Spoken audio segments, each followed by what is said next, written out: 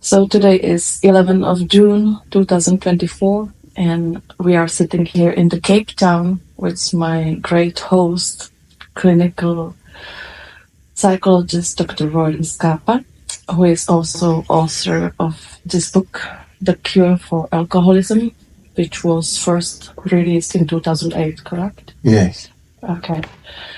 Thank you, Roy. I'm mostly honored that I could be your guest for last week, so we could went through some details and things regarding the translation of this book to Czech language. And I would like to ask you, it's like over 15 years now when the book was released the first time. Do you think that something shall be added to the book, or last 15 years, did you find out some new important things what you would like to tell to the other people? Well, the basic principles are still there. They remain the same. There would have been more research done published in medical journals about the use of naltrexone in the correct way, along with concurrent drinking, which produces pharmacological extinction, just as Davida Sinclaira predicted.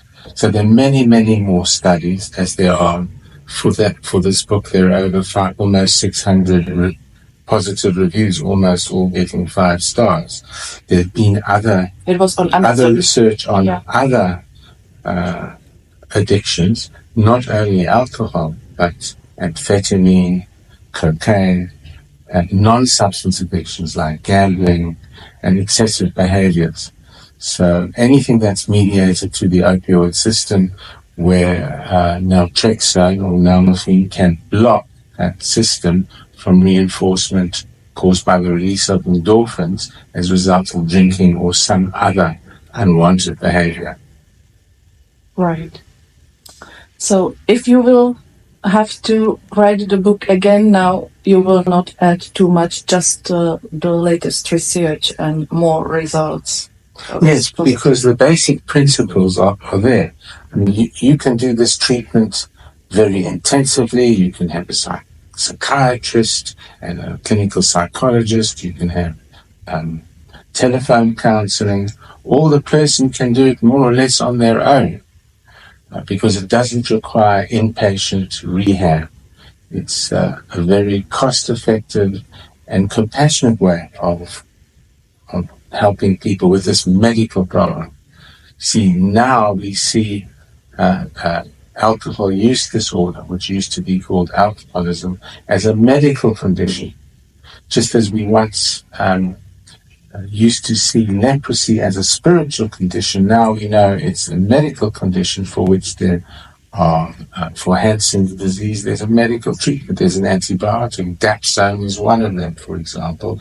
We now have naltrexone used in the correct way for compulsive drinking and other unwanted behaviors. I think one of the most important things is that you can start immediately. You don't have to go even to detox. That's correct. Yeah. You start the treatment right. It's the most compassionate way to detox, slowly but surely. In times gone by, say in the 1950s in England, in the National Health Service, they used to bring people who were more or less down and out due to alcohol, and they would slowly detox them over 6 or more weeks in hospital, giving them a little bit less alcohol in their orange juice each day. Vodka and juice it was, right? Yes, vodka and juice, and slowly they would leave the hospital having gone through a very slow and safe detox without brain damage, because if you suddenly stop, you can cause brain damage. Anyway, they would leave and they'd say, bye-bye, doctor, bye-bye, nurses, we're not coming back. And then 3 months or a few months later, they'd be back where they were because you were unable to cure, to restore the brain to its pre-addicted, more or less to its pre-addicted drinking state. Because you see, alcohol, the loss of control alcohol is a learned phenomenon. Nobody walks into a pub at the age of 18 or 21, has a beer, and they immediately have lost control. Some learn it faster than others. So by the age of 20, some are have lost full control. Some, it happens later on in life. Everybody in different stages. The same way that this treatment is effective within different time periods. Some are done within 3 to 4 months. Others can take as long as 9 months to have shown success. And while we can get 100% success in lab animals, we can only get 80. Some claim 90% in humans, which is still a huge figure compared with traditional abstinence and faith-based methods. You mean Alcoholic Anonymous? Yes. Right. Okay. I got some questions also from the people who are trying to learn about this Sinclair method. They are having problems actually if they go to the doctor, that the doctor does not know anything about TSM, and they are refusing to prescribe them naltrexone.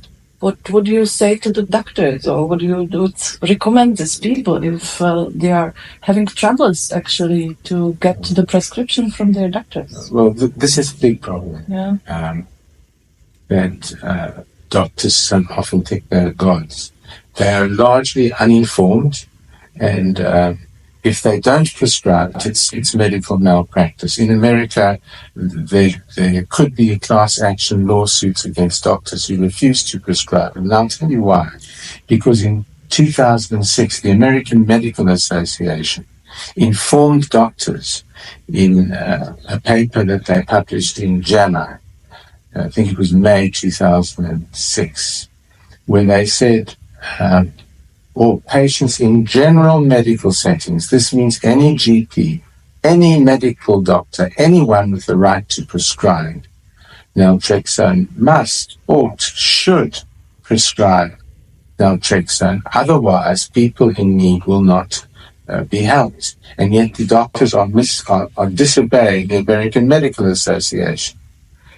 So what people can do is they just have to shop, doctor shop, and many are treating themselves on their own because, after all, in the US, the Drug Enforcement Agency has declassified naltrexone as a controlled substance. So therefore, if you have it on you, it's not a criminal offense. You do need a prescription there, unlike in a few other countries where the prescriptions are not needed for this very safe drug. And I'll tell you what one of the great tragedies is, and that has cost many lives, and that is that in the US police, in the physician's desk records, in England we call it the MIMS, and here in South Africa the MIMS, these are books which describe medications, all the side effects and so on. And with naltrexone there was a black box warning. It's a mistake that naltrexone can cause liver damage, inflammation of the liver, which it doesn't. The dose is safe up to 300 milligrams a day. Why was it stated there? That is six times the recommended dose, which is 50 milligrams, 1 tablet before drinking, 1 hour before drinking. I don't know why that came into being. It could be that it had to do with toxicology, to do with rat studies, or it could have been deliberate. We don't know. And in any event, it was approved in 1994 with abstinence. And we know it doesn't work with abstinence because there was a study published in 2000 in the New England Journal of Medicine, a Yale study by a man called Crystal, who, despite knowing Sinclair's data that naltrexone, nalmefene, or any opioid antagonist cannot possibly work with abstinence, he still carried on through with the trial. And there was talk at the time afterwards that there might be a class action lawsuit because 627 VA hospital alcoholics were sent along his method, which is take naltrexone and go to Alcoholics Anonymous, abstain. However, I think on re-examining that data, those patients who disobeyed doctors' orders and drank while on the naltrexone showed some success. What would you say to the doctors if the doctors are going to watch this, right? And they don't know anything about that, but some patient send them the link to this interview. What would you tell them? I would say that if you are honorable and ethical, you keep up to the standards of what you swore to the Hippocratic oath, first do no harm, but also keep abreast of the data. And if you don't, it's malpractice. So read the several hundred studies that support how naltrexone used directly with ongoing drinking causes a reduction. You get an extinction curve within 3 to 4 months. And if you don't do it, this is the treatment of choice, you are guilty of malpractice and you should be taken to task.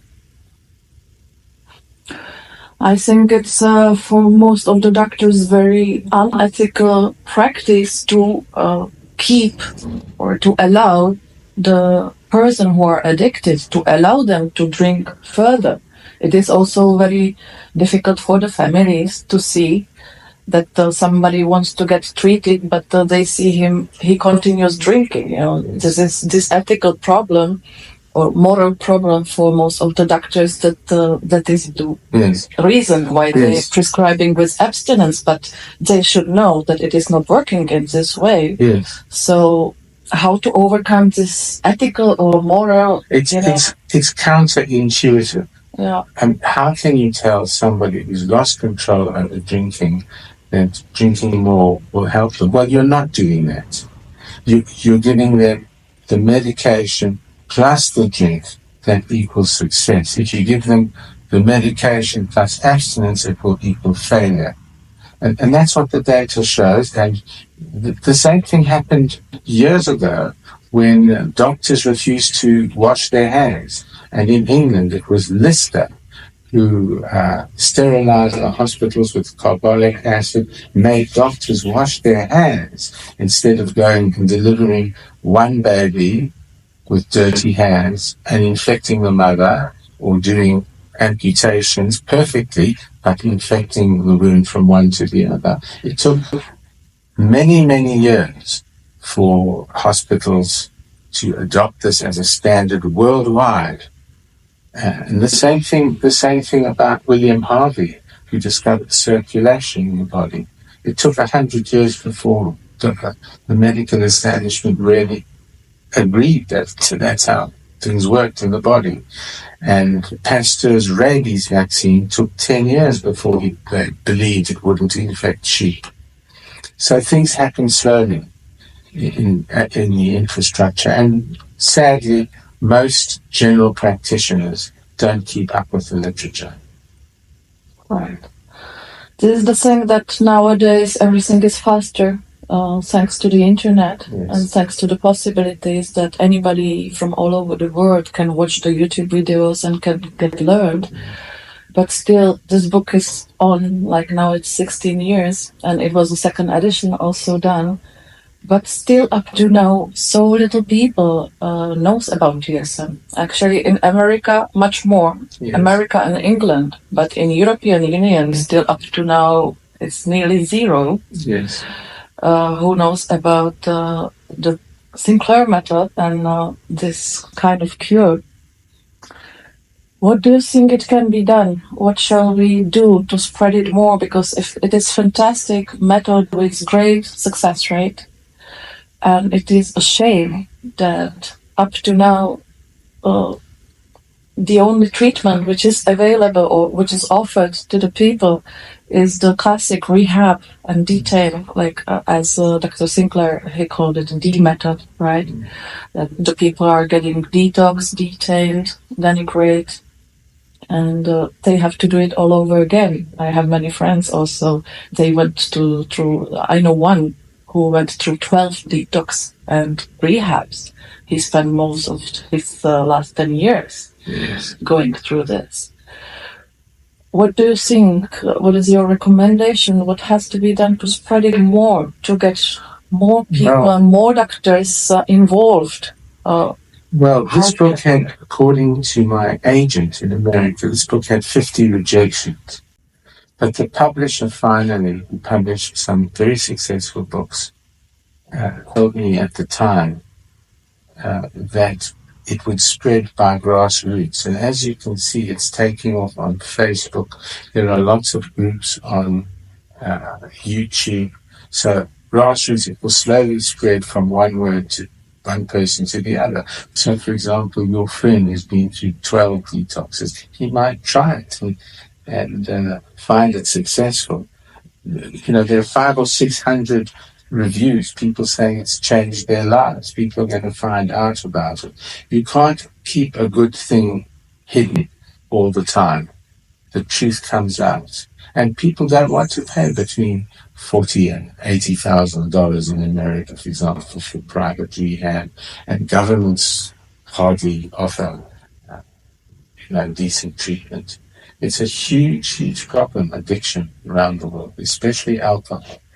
So it is spreading actually from the bottom, because no government and no any offices will take it like in an official way from the spreading from the top to the down. Yeah. So mostly you told me also that it's coming from the patients, from the people who successfully treated their IUD, and it's coming from the bottom. So it is good that more and more people will know about that and push their doctors actually from the bottom up. And also there's less money in it, because the better you get, the less medication.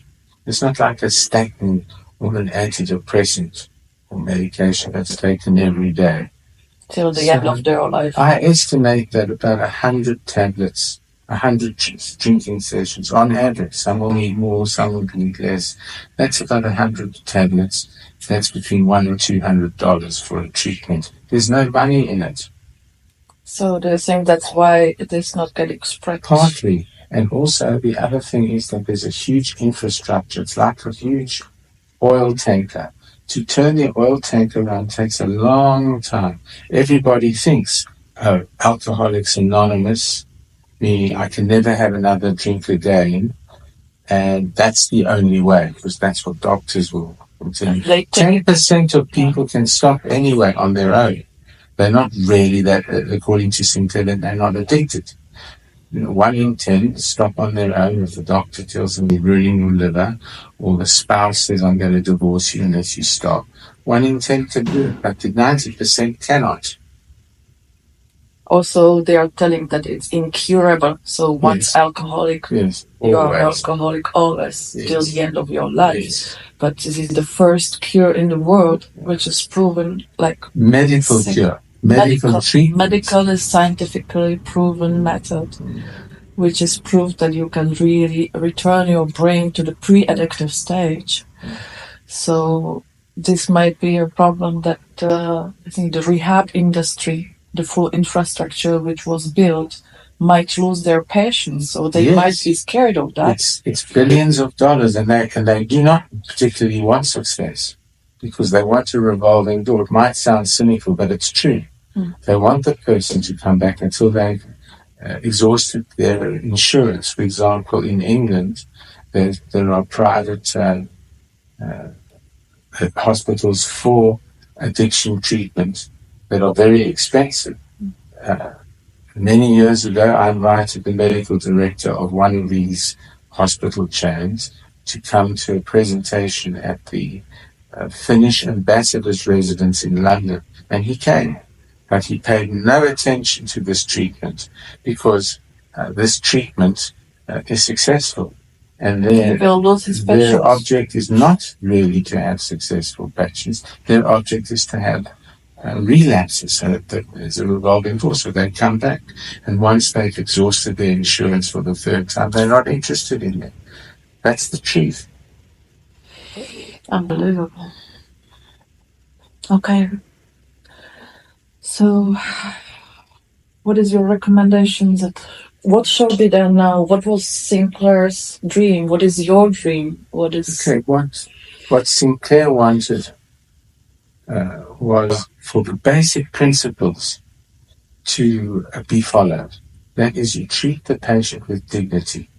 They learn always to take the medication 1 hour before. Some say 2 hours, but the research was done with 1 hour before drinking, always, for the rest of their life, whenever the person drinks. And never to take the medication on no drinking days.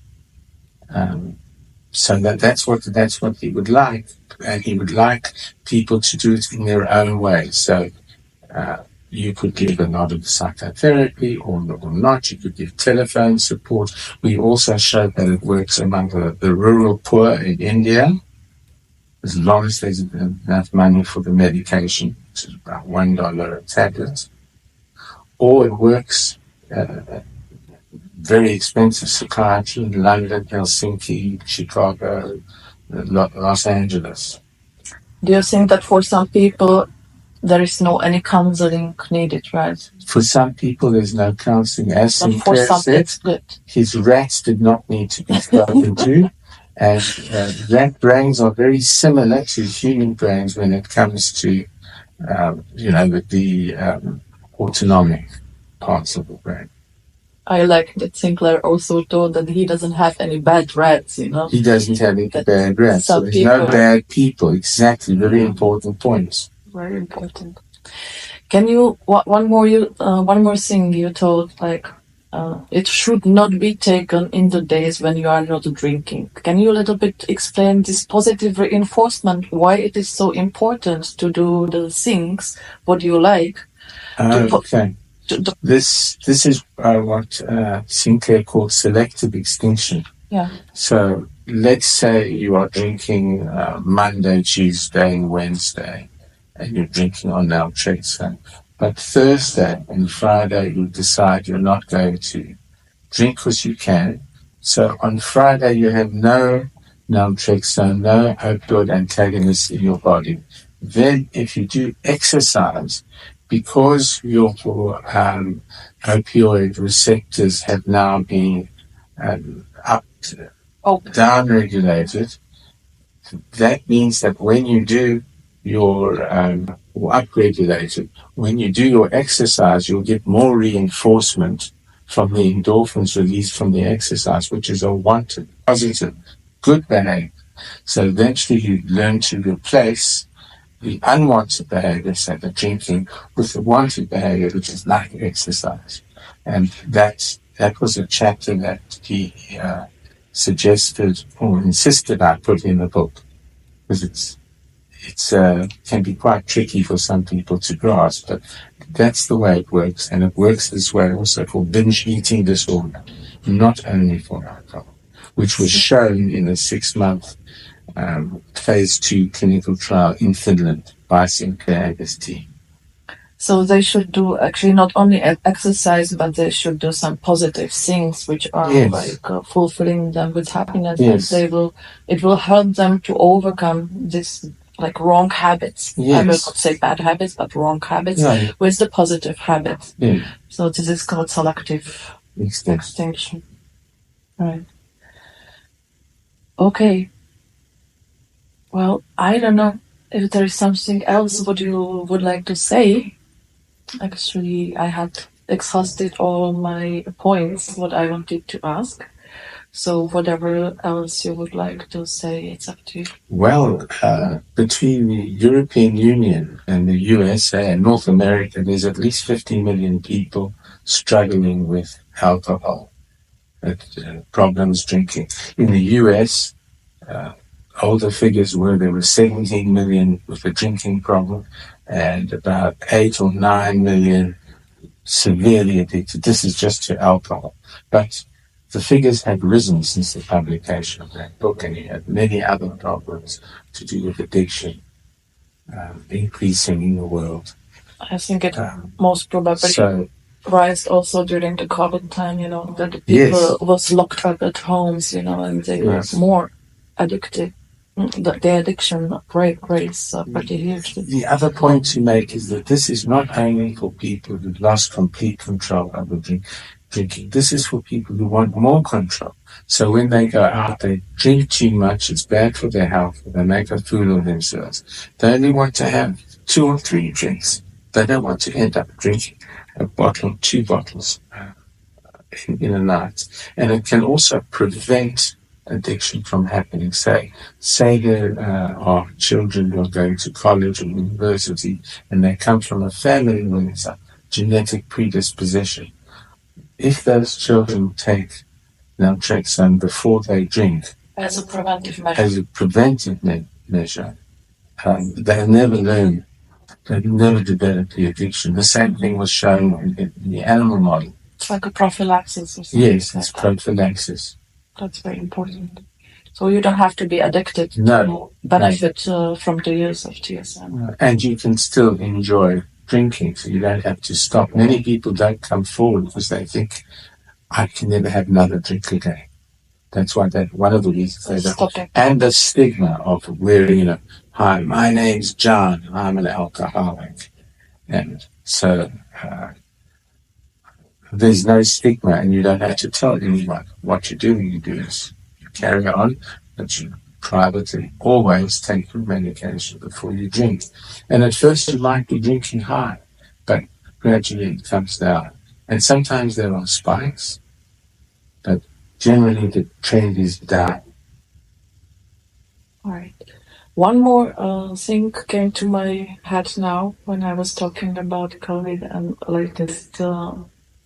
this news what's happening, especially in the US, there is a huge problem arising with the opioid addictions.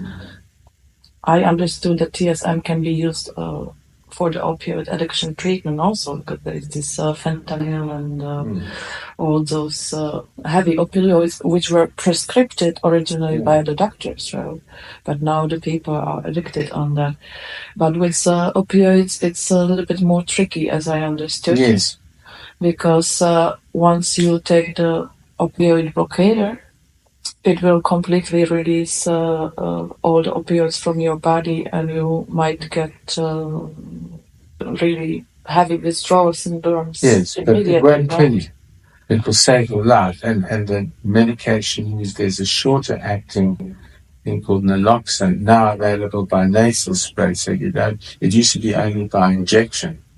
So, yes, that will reverse the overdose, and it will save lives. But the danger is it has to be carefully medically managed, because if somebody's, say, taking naltrexone, even if they're taking the long-acting form of naltrexone, which is called Vivitrol, it's only a monthly $1,200 injection. I don't know what the price is today, but it was that. The opiate addicts can perhaps even override by giving themselves so much that it overrides the naltrexone, and then they can die. So it has to be carefully medically managed, whereas alcohol can be done, and others more can be easily, done more safely on one's own at home. Okay. Or anywhere. Okay. Well, thank you so much, Roy, for all your precious answers and explanations. Okay. I will translate this. Yeah. I wish you luck in getting into the Czech Republic. And I will do also everything possible to get this message, yes, and to allow to use this treatment to as many possible people who are suffering from AIDS. That's wonderful. That's a wonderful thing to be doing. Save lives. Thank you one more all time. of Sinclair's work and ours worthwhile. Thank you one more time for everything. All right.